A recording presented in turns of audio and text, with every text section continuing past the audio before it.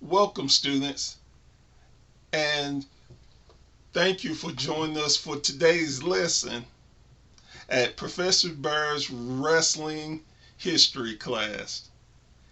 And for today's lesson, we're going to talk about part-time commentator Jerry the King Lawler. But first, as always, let me give a shout out to of my two sponsors. First, WrestlingCult.net and Chops Trading Cards. And let me, of course, give a shout out to my two co-hosts that do an amazing job and carries me on the Wrestling Society podcast. And please, check us out on those other social media platforms on Facebook, on Instagram, on Twitter, and TikTok. So, do you have your pencils, papers, and pens together? And of course, I hadn't forgot about your new school aficionados. You got that iPad? You got that phone? Let's begin today's lesson. Many of you may know Jerry the King Lawler from being a commentator for the WWE. But how many of y'all knew that Jerry the King Lawler had a tremendous and long wrestling career? Jerry actually is a multi-time world champion in different organizations.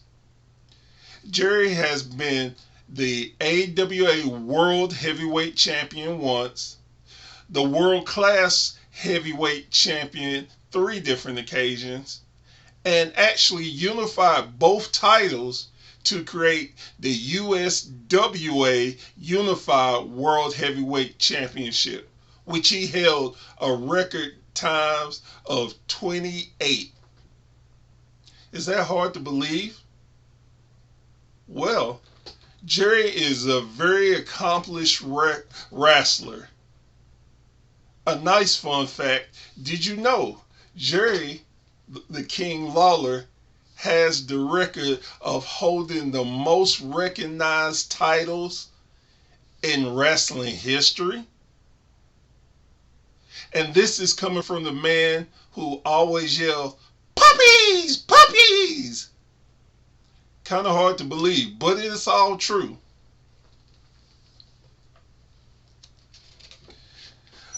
Jerry is also known for having a big time feud with the late comedian Andy Kaufman.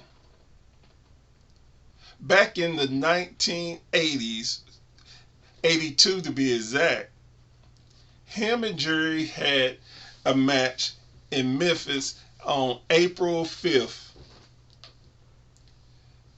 where the two wrestled and Jerry pile drove him twice, resulting in Andy Kaufman having a severe broken neck, which he claimed that Jerry was trying to hurt him and end him permanently. The two met again in July 29th of 1982 on the Late Night with David Letterman show, which the two got into it and Jerry Lawler slapped him. Andy responded by throwing cusses and throwing his coffee at him. What provoked this feud between the two?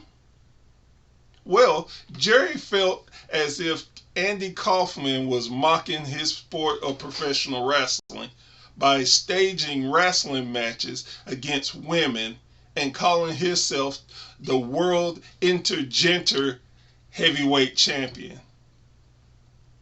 At that time, wrestling was really known for being kayfabe, and many old school wrestlers did not like this whatsoever. A year later, Andy Kaufman came back to Memphis and tried to order a bounty out on Jerry Lawler, which didn't work. Jerry also appeared later years in the biopsy of Andy Kaufman called Man on the Moon. It was revealed then that Jerry and Andy actually were great friends and the whole thing was a work. But at that time, it was unheard of, and Jerry and Andy had it down to a science. And Andy Kaufman carried that secret with him to the grave.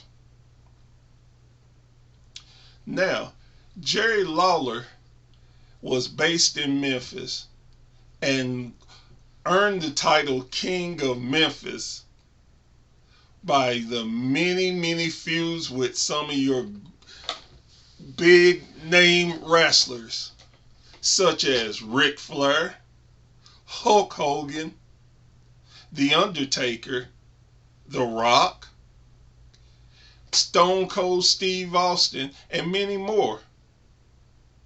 Back in the days, they were known as territories, and a lot of wrestlers came through the Memphis territory to gain experience and to learn from one of the greatest wrestlers in the history of the business. But you still look puzzled and look like you don't understand that Jerry himself was a tremendous worker. Jerry also had a son named Brian Christopher, who also worked with the WWE, known as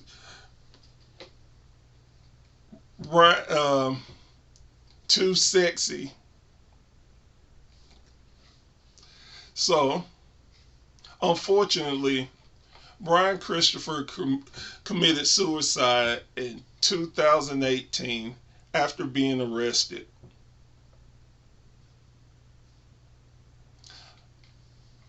Another tragic fact for Jerry Lawler is during a show where he and Randy Orton wrestled CM Punk and Dolph Ziggler, Jerry went back to the commentary booth, and on live national TV, Jerry suffered a heart attack.